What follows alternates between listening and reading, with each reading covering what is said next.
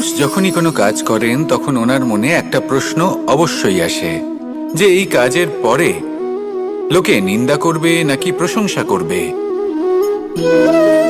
এই বিষয়ে ভাবতে ভাবতে ওনারা এটা বুঝতে ভুলে যান যে নিন্দা এবং প্রশংসার বিষয়ে ভেবে ওনারা নিজেদের একাগ্রতা এবং সমর্পণ দুটোই হারিয়ে ফেলেন। নিন্দা হবে ভেবে ভয় পাওয়ার কি প্রয়োজন? নিন্দাতে অনুচিত কি আছে? উচিত দৃষ্টিভঙ্গি দিয়ে ভেবে দেখুন। নিন্দা এবং প্রশংসা এই দুটোই হলো অনিবার্য। নিন্দা যখনই হয় তখন যে যাই বলুক না কেন আপনি একটা সুযোগ লাভ করেন, একটা সুযোগ নিজের ভুল বুঝতে পারার, সেটা শুধরে নিতে পারেন, নিজের পথ বদলে নিতে পারেন আর সাফল্যের পথে অগ্রসর হতে পারেন।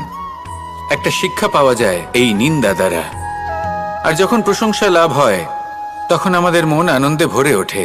এই দুটোই অত্যন্ত প্রয়োজনীয়। সেই জন্য নিন্দা এবং প্রশংসার এই খেলায় জীবনের অঙ্কটা বদলে ফেলবেন না, সেটা অনুচিত হবে। কারণ জীবন না শুধু নিন্দার বিষয় আর না শুধু প্রশংসার, জীবন হলো আত্মিক সুখের বিষয়।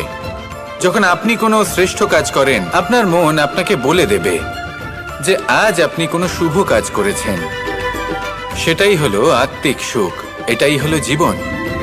তাই নিন্দার মাধ্যমে যে দুঃখ জীবনে আসে বা ফেলে আসা অতীতের জন্য আপনার জীবনে যে দুঃখ আসে সেগুলো ভাবা বন্ধ করে দিন আর কর্ম করুন এই বর্তমানের জন্য, আগামী ভবিষ্যতের জন্য। আসুন আমার সাথে ভালোবেসে বলুন রাধা। প্রত্যেকটি মানুষ জীবনে কখনো না কখনো এই কথাটা নিশ্চয়ই শুনেছেন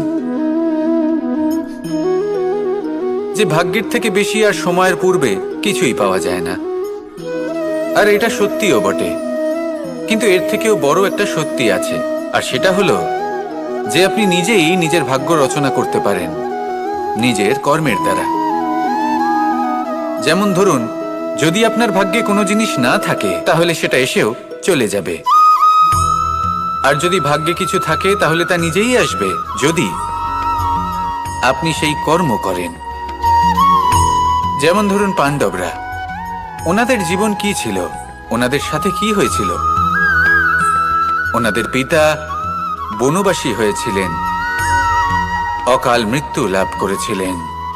এবার এটাই যদি ওনারা নিজেদের ভাগ্য বলে মেনে নিতেন আর কিছুই না করতেন তাহলে মহাভারতের সেই যুদ্ধে জয়লাভ করে সমস্ত ভূমণ্ডলের স্বামী কি করে হয়ে উঠতেন? অর্থাৎ হতে পারে সিংহ বনের রাজা, কিন্তু শিকার নিজে পায়ে হেঁটে তার কাছে আসে না। সেই ভোজন লাভ করার জন্য সিংহকে কর্ম করতেই হয়। তাহলে আপনার ভাগ্যে যেটা আছে সেটা আসবে, কিন্তু কর্মের জোরে আসবে। তাই কর্ম করতে থাকুন আর আমার সাথে ভালোবেসে বলুন রাধা রাধা। এই ফুল কি সুন্দর হয় তাই না? মন মোহিত করে দেবার মতো রং, সুগন্ধ, আর এতটাই কোমল হয় যে খুব সহজেই আপনি একে পিষে দিতে পারেন। এই ফুল আপনাকে কিছুই বলবে না, প্রতিবাদও করবে না, আপনাকে আঘাতও করবে না, আপনি কোনো চিৎকারও শুনতে পাবেন না। শুধু যাবার সময় আপনার হাতে মধুর একটা সুবাস রেখে যাবে। কিন্তু এই কাজটা আপনি কাঁটার সাথে করতে পারবেন না। কাঁটা আপনাকে অত্যন্ত যন্ত্রণা দেবে, সেটা আপনিও জানেন। এবার এই ফুল আর কাঁটার মধ্যে যে পার্থক্য, সেটাই হলো পার্থক্য সজ্জন এবং দুর্জনদের মধ্যে। কখনো কখনো আমাদের জীবনে এমন কিছু ব্যক্তি আসেন যারা অত্যন্ত কোমল, তাদের আমরা দমন করে বসি। আর বেশিরভাগ সময় তারাই আমাদের সবথেকে বড় শুভাকাঙ্ক্ষী হন। তারা চাইলে বিরোধিতা করতেই পারেন, চাইলে আমাদের উপর প্রহার করতেই পারেন, কিন্তু তা করেন না। আর এই কথাটা আমরা তখন বুঝতে পারি যখন বাস্তবে আমাদের সামনে কোনো শত্রু, কোনো দুর্জন ব্যক্তি, কোনো কাঁটা বাধা হয়ে দাঁড়ায়। তাই জীবনে কোনো ব্যক্তি যদি নীরব থাকে, কোমল হয়, তাকে দমন করবেন না। হতে পারে সেই ব্যক্তি আপনার জীবনের সবথেকে বড় পুঁজি হয়ে ওঠেন। আসুন আমার সাথে ভালোবেসে বলুন রাধা। মানুষ নিজের জীবনে সবকিছু লাভ করতে পারেন, সম্পত্তি, সাফল্য, সুখ, স্বাচ্ছন্দ্য, কিন্তু তারপরেও তার মনে একটি ভয় থেকে যায় যে কখনো যেন এমন কিছু না হয় যেটা ওকে এসে ভেঙে দেবে, তার অন্তর্মনকে ভেঙে দেবে, তার আত্মাকে ভেঙে দেবে। কিন্তু সত্যি কথা বলতে কিছু ভাঙলেও তাতে ভয় পাওয়ার কোনো প্রয়োজন নেই। ভাঙার পরেই কিন্তু নতুন নির্মাণ হয়।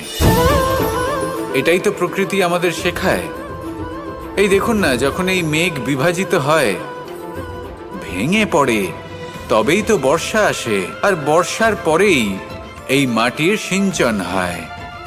একটি বীজ সেটা ভাঙার পরে তবেই সেখান থেকে সে অঙ্কুরিত হয়। তাই ভেঙে পড়ার কথা শুনে ভেঙে পড়বেন না। তারপর যে সব নির্মাণ হতে চলেছে তার উপর মনোনিবেশ করুন। আর হ্যাঁ, যদি সংসারে এমন কিছু থাকে যা ভাঙবেন না, তাহলে সেটা হলো বিশ্বাস। জীবনে কখনো কারোর বিশ্বাস ভঙ্গ করবেন না। যখন ব্যক্তির বিশ্বাস ভঙ্গ হয় তখন তার আত্মা আহত হয়। আসুন আমার সাথে ভালোবেসে বলুন, রাধা রাধা। পরম শক্তি প্রকৃতি, এ হলো এই সংসারে সব থেকে বেশি শক্তিশালী। এই প্রকৃতির সামনে কারোর কোনো অস্তিত্ব নেই। এই প্রকৃতি আমাদের জীবন যাপনের জন্য অসংখ্য সম্পদ প্রদান করেছেন, আর তার সাথে এই বিষয়টার দিকেও বিশেষ যত্নবান হয়েছেন যে আমরা যেন এর মোহজালে ফেঁসে না যাই। যেমন পেট ভরানোর জন্য চাল ডাল প্রদান করেছেন, তার সাথেই সেই চাল ডালের মধ্যে কীটের উপস্থিতি রেখেছেন, যাতে সেই চাল ডাল সময়ের সাথে সাথে খারাপ হয়ে যায়। উচিত সময় যদি গ্রহণ না করেন তাহলে সমস্ত সবজি নষ্ট হয়ে যাবে। যেমন আমাদের এই মনুষ্য শরীর, তা সে যতই সুন্দর হোক না কেন, মৃত্যুর পরে এই শরীরে পচন ধরে, যাতে এই শরীর থেকে দুর্গন্ধ বেরোয়। এমনটা প্রকৃতি কেন করেছে? যাতে আমরা যত শীঘ্র সম্ভব সেই দেহের অন্ত্যেষ্টিক্রিয়া করতে পারি, তাকে বিদায় জানাতে পারি, আর তাকে পঞ্চমহাভূতে বিলীন হতে দিতে পারি। প্রকৃতি যেটা করছে সেটা অনুচিত নয়। প্রকৃতি এই কারণে এমন করে যাতে আমরা কর্মবন্ধনে আবদ্ধ থাকি, মোহর বন্ধনে নয়। যেমন ধরুন এই শস্য, ধরুন আপনি চেষ্টা করছেন এই শস্য পেতে এবং আপনার জীবনে সেই শস্য আপনি লাভ করছেন অত্যাধিক মাত্রায়, তাহলে তা ভোগ করুন, আর বাকি শস্যটা সবার মধ্যে ভাগ করে দিন, যাতে অন্যেরও পেট ভরে তাতে। যদি আপনি সাফল্য লাভ করেন, শ্রেষ্ঠ কর্ম করেন, শ্রেষ্ঠ ব্যক্তি হয়ে ওঠেন, তাহলে কখনো অহংকার করবেন না, অহংকারী হয়ে উঠবেন না। সেই সাফল্য, সেই শ্রেষ্ঠত্বর সদ্ব্যবহার করুন অন্য কারোর জীবন প্রকাশময় করার জন্য। তবেই আপনার সেই সাফল্য, আপনার শ্রেষ্ঠত্ব জীবনে আরো ঊর্ধ্বমুখী হবে। সবার শেষে আমরা সবাই পঞ্চমহাভূতে বিলীন হয়ে যেতে চলেছি। উচিতভাবে এই জীবনের সদ্ব্যবহার করুন, কর্মের সাথে জড়িত থাকুন, এই প্রকৃতির পথপ্রদর্শন মানতে থাকুন, আর আমার সাথে ভালোবেসে বলুন, রাধা। মানুষ সংঘর্ষ করেন জীবনের সামনে এগোনোর জন্য, সাফল্য লাভ করার জন্য, মহান কর্ম করার জন্য। কখনো সে জীবনে একা হয়ে যায়, আবার কখনো তার জীবনে অনেক সংখ্যক লোক চলে আসেন, তাদের সাথে ভিন্ন ভিন্ন ধরনের সম্পর্ক গড়ে ওঠে। কিন্তু তখনই সাবধান থাকা প্রয়োজনীয়, কারণ সব সম্পর্ক সত্য হয় না। যেমন দেখবেন, যখন সাফল্য আসে তখন জীবনে অনেকগুলো সম্পর্কও আসে, নতুন নতুন সম্পর্ক গড়ে ওঠে। কিন্তু যখন ব্যর্থতা আসে তখন খুব কম সম্পর্ক গড়ে ওঠে। আর বেশিরভাগ সময় এই ব্যর্থতার সময় গড়ে ওঠা সম্পর্ক আজীবন আপনার সাথে থেকে যায়। সাফল্য হোক বা অসফলতা, তার কোনো প্রভাব সেই সব সম্পর্কে পড়ে না। সেখানে সাফল্যের পরে যে সম্পর্ক গড়ে ওঠে, বেশিরভাগ সময় এমনও দেখা যায় যে তার মধ্যে বেশিরভাগ মানুষ আপনাকে নিজের কাজে লাগাবেন, আপনাকে ব্যবহার করবেন, সময় এলে পরে আপনাকে ঠকাতেও পারেন। এর অর্থ এটা নয় যে আপনি জীবনে নতুন সম্পর্ক বানাবেন না, অবশ্যই বানাবেন, কিন্তু ব্যক্তি এবং সম্পর্কের পরখ করা আবশ্যক, আর সময় সময় সেটা করা আবশ্যক। যে কটি সম্পর্ক আপনার জীবনে আছে, যারা আপনার সাথে জড়িয়ে সারা জীবন, যারা আপনার সাথেই থাকবেন, তাদের যত্ন নিন আর তাদের সাথেই অগ্রসর হন। আর আমার সাথে ভালোবেসে বলুন,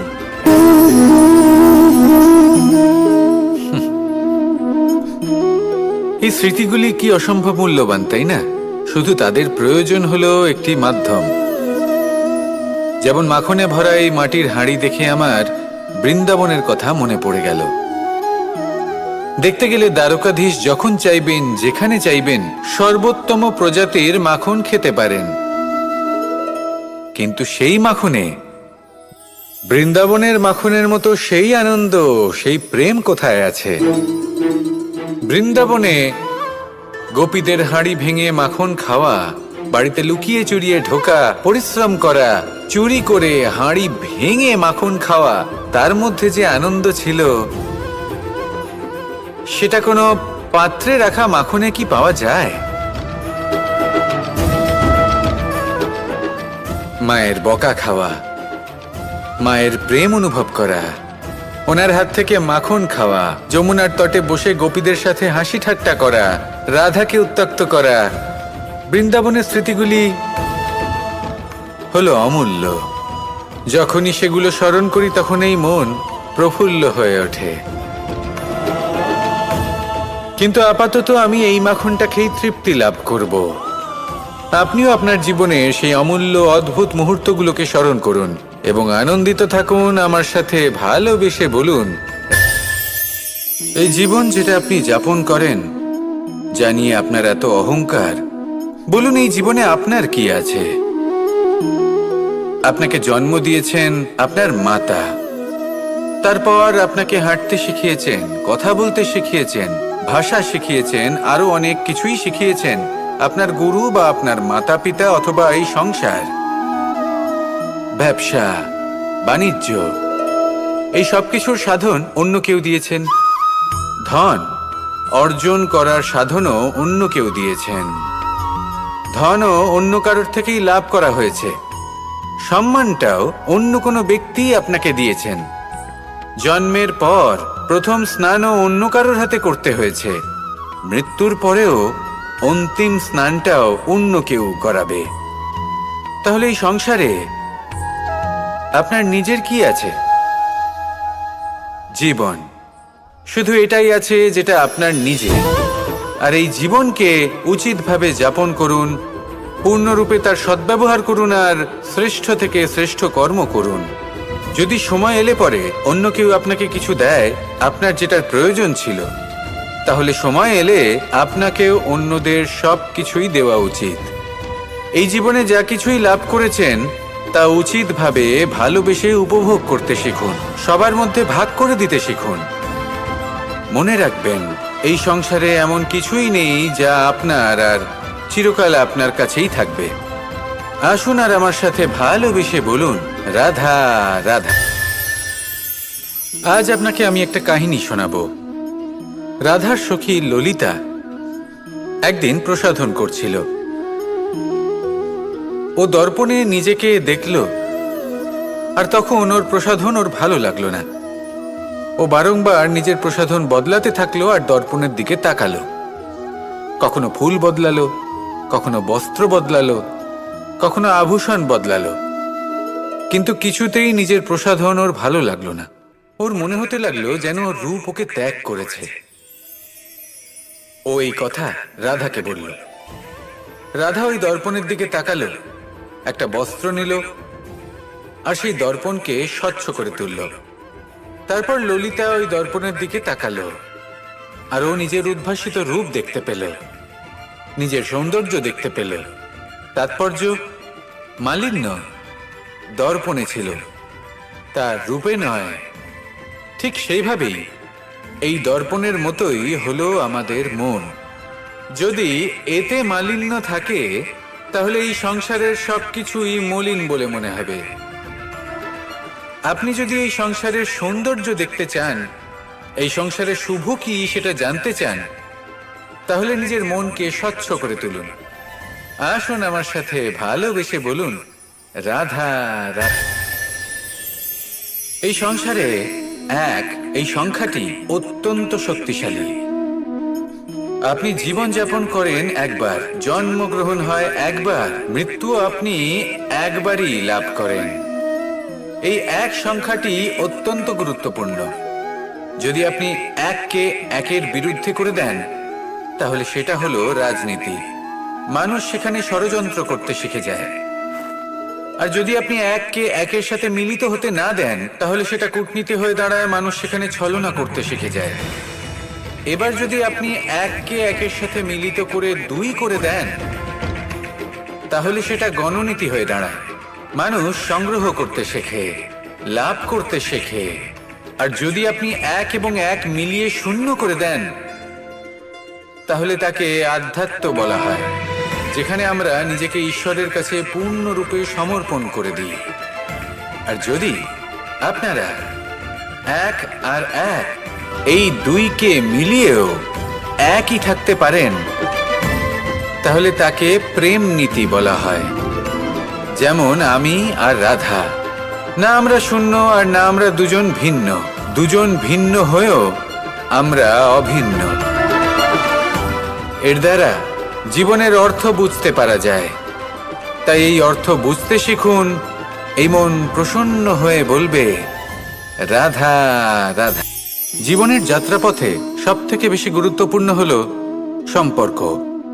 কারণ এই সম্পর্কগুলো আমাদের সেই ব্যক্তির সাথে পরিচিত করায়, যাদের হাত ধরে আমরা এই জীবনযাত্রার পথে অগ্রসর হই। এবার এই সম্পর্কে আপনার কথাবার্তা, আপনার ব্যবহার, এটা অত্যন্ত গুরুত্বপূর্ণ। তাই প্রশ্ন হলো, যাদের সাথে আমাদের এই সম্পর্ক গড়ে উঠেছে, তাদের প্রতি আমাদের আচরণ কেমন হওয়া উচিত? তাদের সাথে কেমন ভাবে কথা বলা উচিত? এর একটা বড়ই সহজ উত্তর আছে, দর্পণ। আপনি নিজেকে যেভাবে দর্পণে দেখেন, সেভাবেই দর্পণের দিকে তাকান এবং কল্পনা করুন যে আপনার স্থানে সেই ব্যক্তি আছে আর সে আপনাকে দেখছে।